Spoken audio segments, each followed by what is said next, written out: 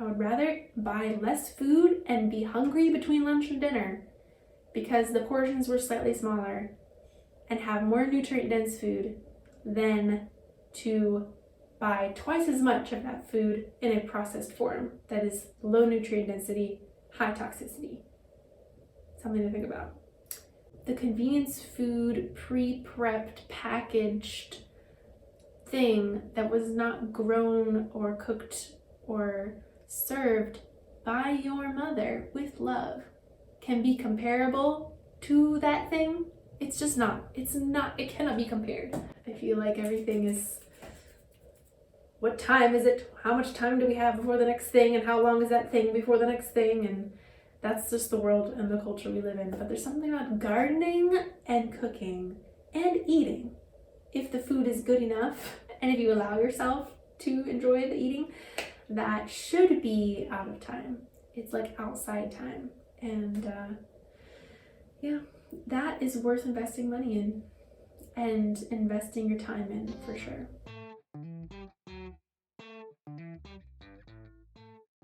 Hello, my name is River Yeo. I'm a nurse and GAPS practitioner. Welcome to the Yeo Wellness Collective office, where I am today going to talk about spending on food. Ooh, let's turn on some lights. There is so much I could say about this topic, so I'm just gonna say something. I have a whole document about spending on food and what types of food and all of these things that I give to my clients, but I'm just gonna touch upon a few ideas here in this video just to get your mind going and to stimulate some discussion in the comments below. So a lot of people, when they hear about what I do, say, "Oh, River, this food is so expensive. There's no way that we could afford this food." And okay, that's true. Some people really can't. But there's a reason that they can't afford that food. There's, in every person's budget, a budget. There's some kind of income coming in, whether it's Social Security, food stamps, whatever. And you can use that money in multiple ways. And I'm thinking of one of my friends now who said, "Oh my goodness, there's no way I could ever afford that milk." And this person has a suitcase-sized bag full of so many snacks. And throughout the day, every couple hours, her kids are grazing on these snacks. And I know for a fact those snacks are expensive. And somehow there's like a mental disconnect between, oh, let's randomly just go to Panera and spend $8 on a meal, and oh, let's go to the farm and spend $8 on a gallon of milk that'll last us all week. And we think, oh, that gallon of milk is so expensive, which yes, it is, but we don't think that same way about the Panera meal. Why is that? Or we don't think that same way about the box full of healthy packaged snacks that we picked up from the store out of convenience in a wrapper, you know? And the more that you eat nutrient-dense food, the more you'll realize that you are not hungry every couple hours throughout the day. Your kids will not be having sugar crashes throughout the day, so you have to keep feeding them and feeding them and feeding them and feeding them. Do they have smaller stomachs and might need a little bit more often meals, a little bit more often than adults? Potentially, but not near the reality that I see at parks and helping watch other people's kids and just being around other people's kids, for sure.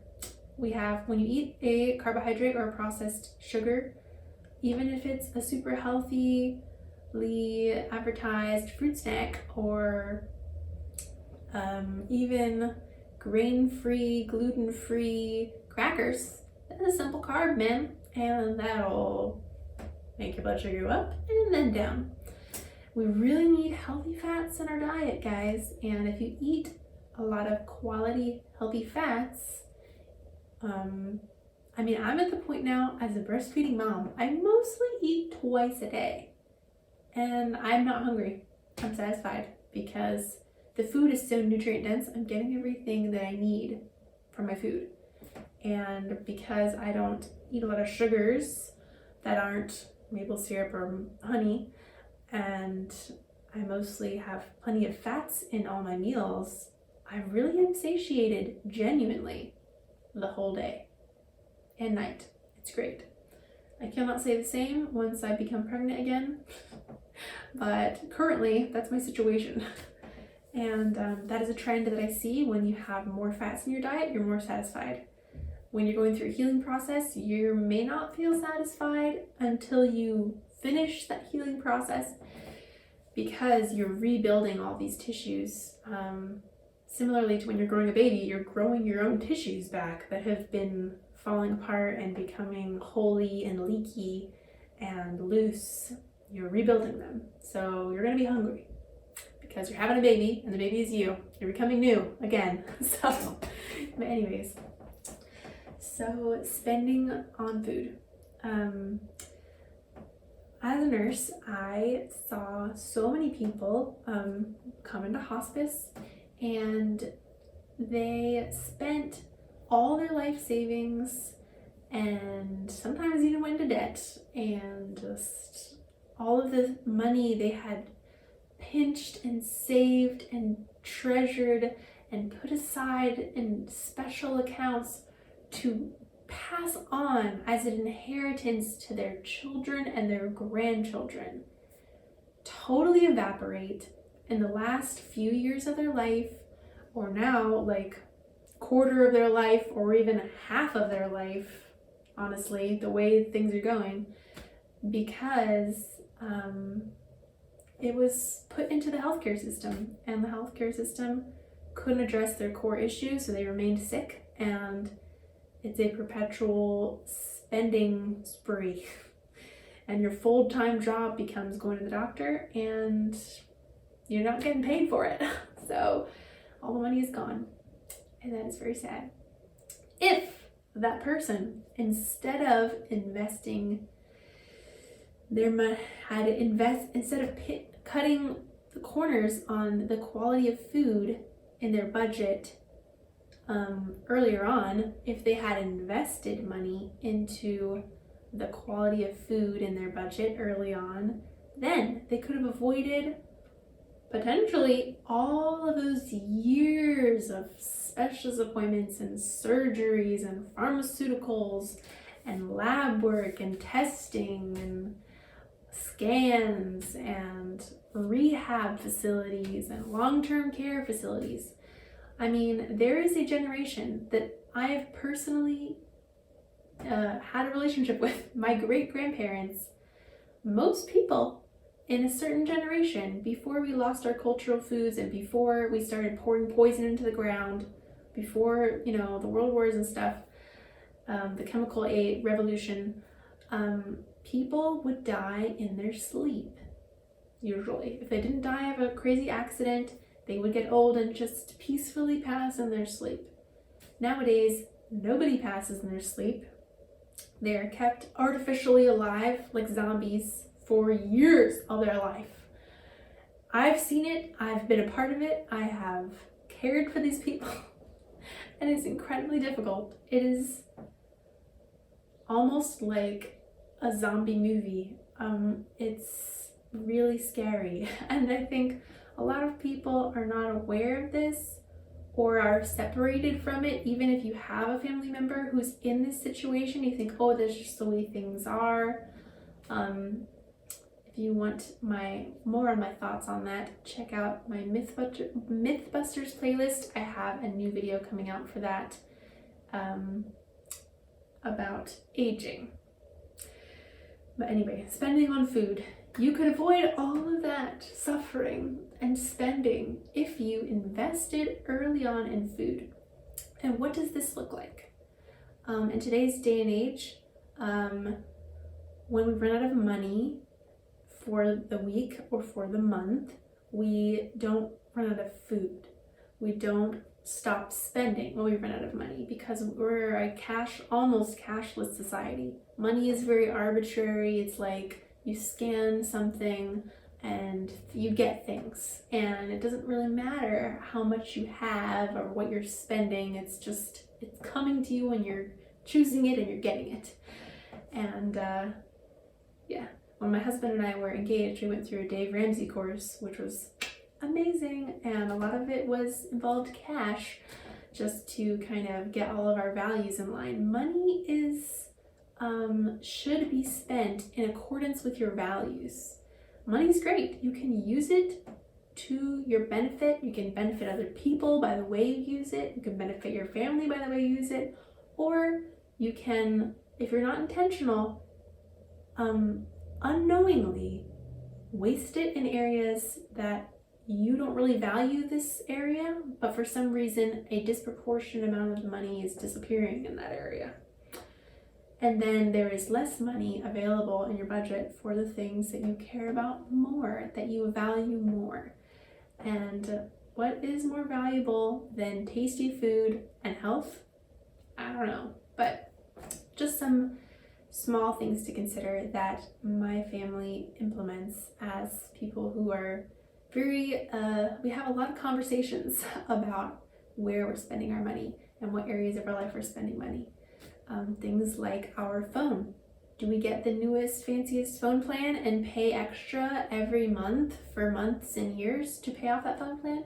No, we don't. Do we get the phone plan with most fancy data, text, international call situation? No, we don't. Personally, that's not what we have chosen to do. That's not a value of ours, and so we value other things more, so we don't spend in that area. We don't have to. It's amazing to me the number of I teach a lot of immigrant people who are just coming to the US, and they're trying to learn English, and so many of them have the bougiest phones, like the newest phone that came out last week, they have it.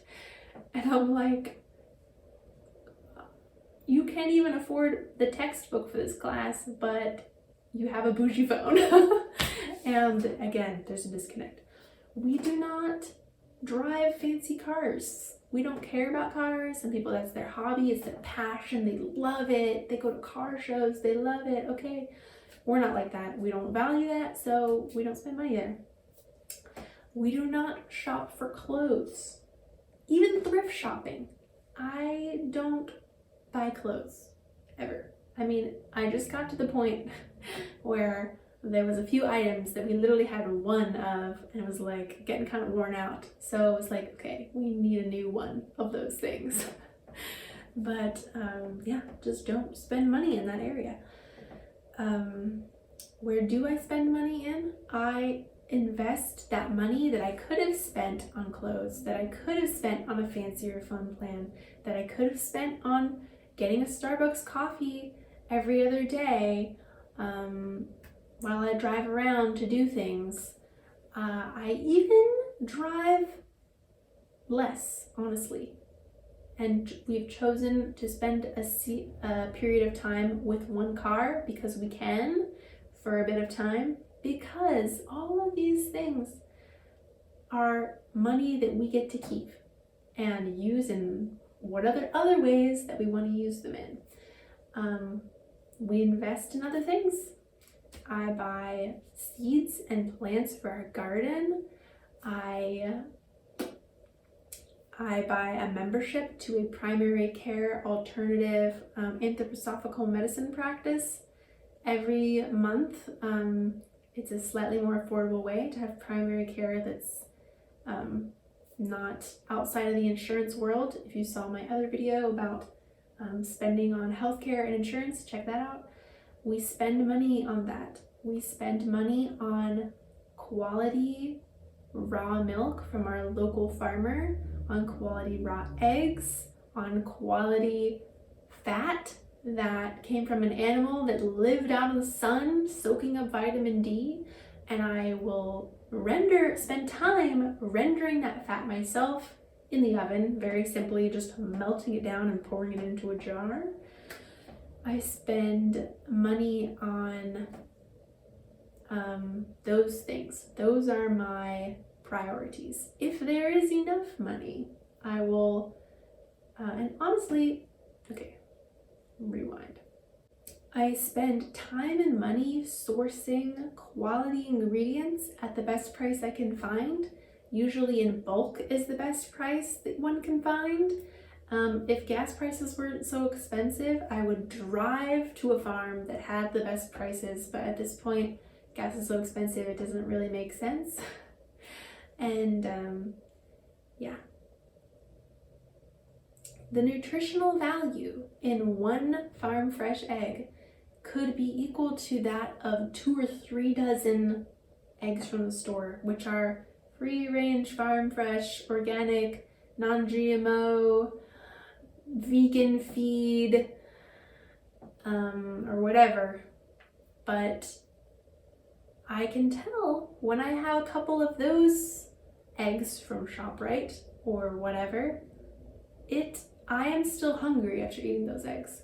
If I eat 2 eggs from my farmer, I feel satisfied and happy. And I think that's because the nutritional value is much denser from the quality chickens that are eating food scraps and things like that. They're living on pasture, they're eating bugs. Yes, chickens are not vegans actually, they're not herbivores. They are omnivores like us. They eat plants and animals, mostly bugs. So they eat meat scraps actually. So very interesting. Most people don't know that. But anyway, I spend money on food in this way. I take money from other places and I reallocate it to food. I take it from the phone bill, I take it from the electricity bill, etc. And I use it in this way. I could talk about prioritizing different categories of food, and I go into this in much more detail in the documents that I give to my clients, but as a general overview, fats are a priority for me. To have quality fats and to render them myself is really not that expensive. Very nutrient dense, very important. That's like one of the most important things because most of the caloric intake that our family is getting is from those fats. Vegetables and produce, any plant item must be at least USDA organic, which honestly doesn't even mean organic anymore, but it's something. And ideally would be a local regenerative agriculture style organic, which we're so blessed that there's a very affordable CSA very close to us that's starting up soon this spring, so I'm very excited. Go Farmer John. If you don't know Farmer John, if you're in Philly, it's very Philly, Farmer John, check them out. That's awesome. So I'll invest in that and I will support those businesses that are making that happen. Yes, so grateful. They're awesome. So I will, but at least at the minimum, organic vegetables. I will not necessarily buy them from the store. I often get Misfit Markets boxes, a Misfit Market box during the winter when Farmer John isn't doing anything because it is cheaper than buying from the store. That's great. There's other things like Imperfect Foods and other boxes where they'll like send you excess produce that is not being used by stores, so that's a good option. And I will do that. I will do that. I will on occasion, if I cut corners anywhere, it will be in the meat set area. I have found that, especially lately, the cost of meat from my farmer, chicken, is actually the same and sometimes cheaper than chicken from the store. So that is an area I will definitely go with the farm because it's the same. So we eat a lot of meat. We do meat and vegetables much more than grains, and so chicken from the farmer, of course, is our go-to. I will cut corners when it comes to beef and pork. Just to have a little variety. Oh my goodness, I will get some plain beef, unprocessed beef or pork. Yes.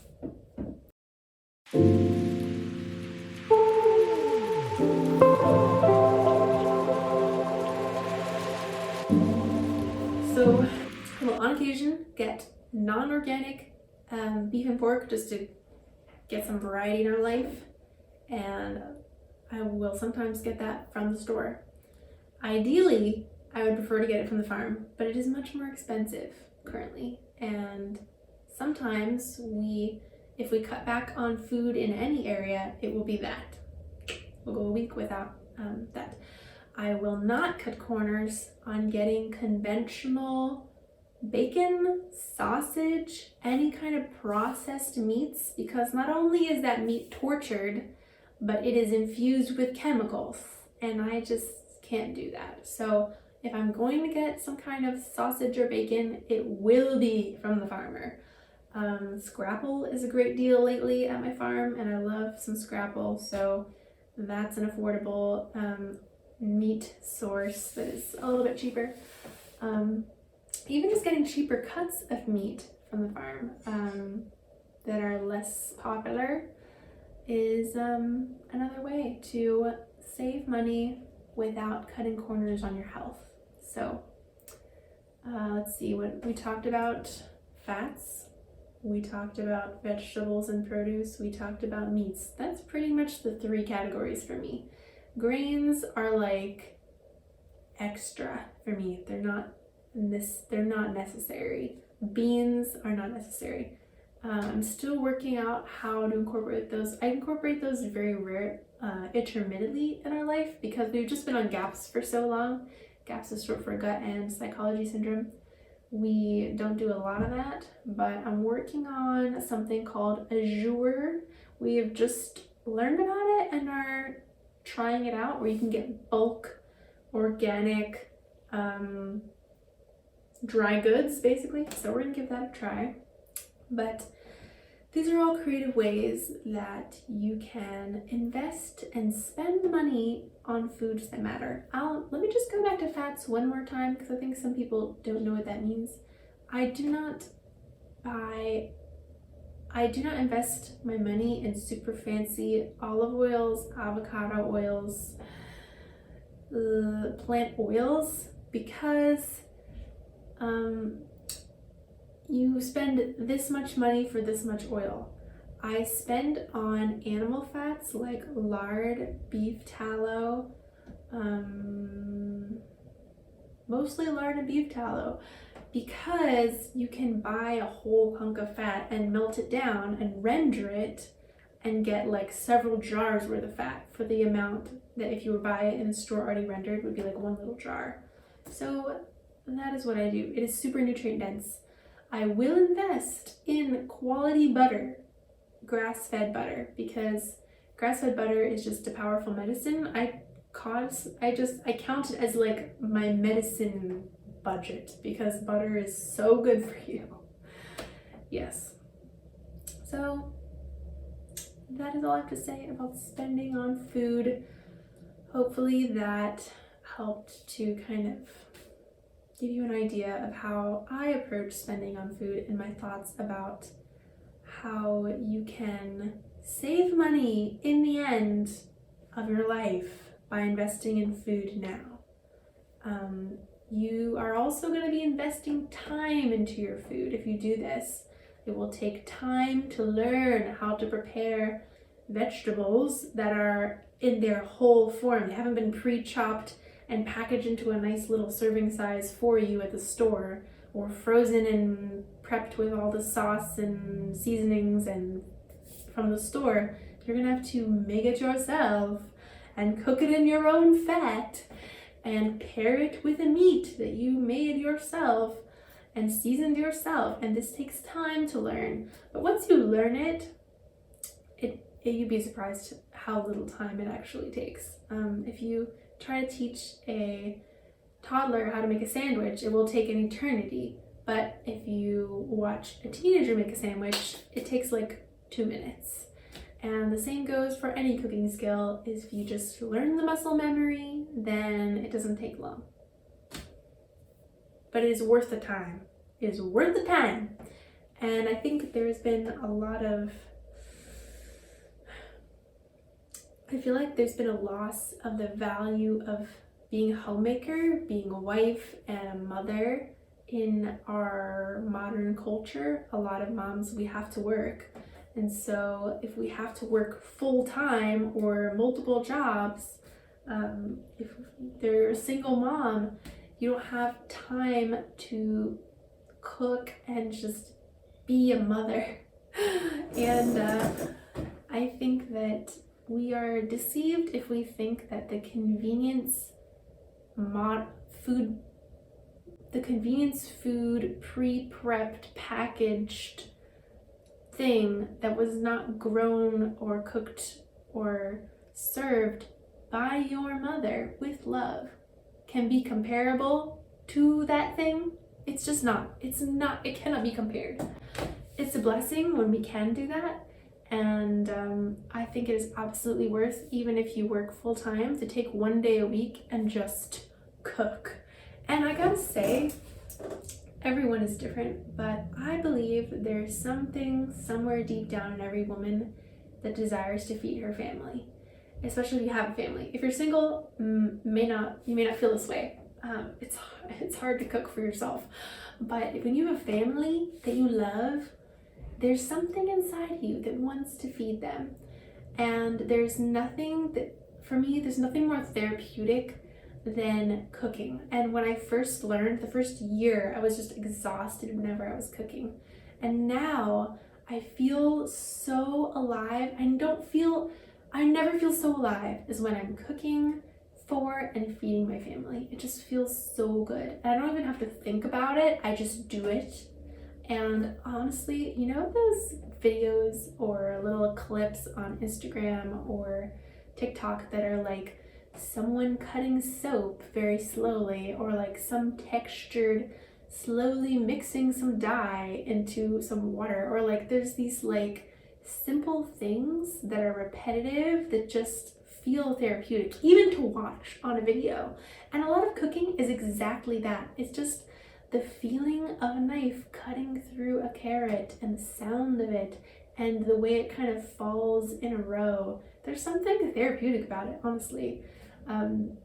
And when you're mixing some food and the way the steam rises and the way the sun in the window catches the light and the steam as you're mixing the bowl, it's a very therapeutic. It is. It's a very therapeutic.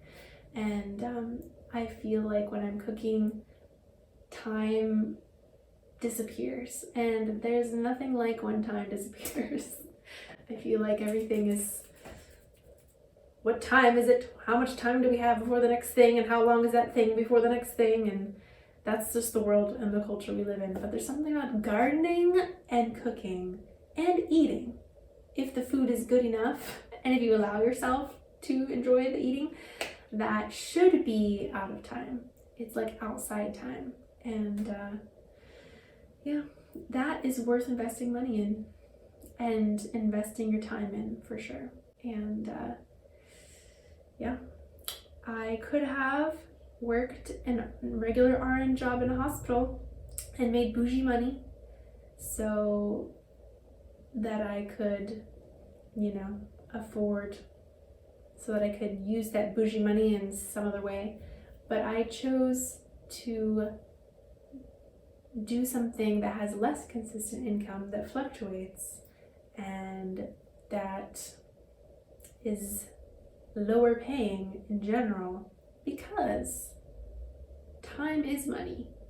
And the time I spend away from my family is worth more. That time with my family is worth way more to me than any money or salary I could receive. And we are blessed that we're able to make this balance, and that this balance is unique for everyone. But it's very important to consider the value of time and money and how we are spending our time and money. I think it's really good exercise to sit down with your spouse or a family member or someone who knows you really well, if you're single, just to like process with somebody, and just sit and write down your values, what matters most to you, and then write out your schedule and your budget and compare. How do these values appear in my schedule? Does my schedule reflect these values? Does my budget reflect these values? And yeah, so it's not about just overall spending less or overall spending more time doing a certain thing, but like matching the values to the spending. Anyway, so this has been my video on food, spending on food, the expense of food. Yeah, I would say that when people bring me processed food that has low nutrient density and probably high toxicity, I will throw it in the garbage. I would never throw any of the food that I buy in the garbage unless it's absolutely beyond repair, completely burnt or completely molded. But when it is highly processed, I have no qualms throwing it in the garbage, because that food is costing me and my family and our bodies serious damage that is costly. And it's costing, yeah. So I almost would prefer, in my mind I feel this way, in my body it's difficult when you're on a road trip, but I would almost prefer to go hungry for small amounts of time than to eat crappy food that will incur negative cost on my body and my family. I would rather buy less food and be hungry between lunch and dinner because the portions were slightly smaller and have more nutrient dense food than to buy twice as much of that food in a processed form that is low nutrient density, high toxicity. Something to think about. One more thought I had, because I was thinking about my international friends, and in most cultures, they spend way more of their time and money on food. And I was just thinking of one particular family who really, especially in my Middle Eastern culture friends, they really spend time and money on food, and they will just give food to their neighbors, and I feel like I'm just their acquaintance, but they're giving me food, and I'm like, oh my gosh, this is a lot of food. This costs money and time that you made this from scratch, and you're just giving it to me. Oh my gosh. Like, they didn't just swing by the ShopRite and pick up a case of something to bring. Like, they made it with their hands, with love. And they don't spend a ton of money on birthday gifts and Christmas gifts and home decor from Home Goods. They spend money on food, and the way they live their life and the way that they do their schedule is more people focused. It's more relationally based than time based, and it's more food based. It's all about when the food is ready, etc. Okay, some of those people also eat a lot of processed candies, and I don't condone that, but there's a lot of from scratch cooking and investment monetarily into real food when they can. Okay, this has been me. Thank you for listening. See you later. If you like these kind of videos, you can tell me and you can tell YouTube by clicking the subscribe, the bell, the little like, thumbs up button, comment below. All these things are ways you can support this channel and see more of this kind of content. I hope that you have a lovely day and cook some great food today. Bye.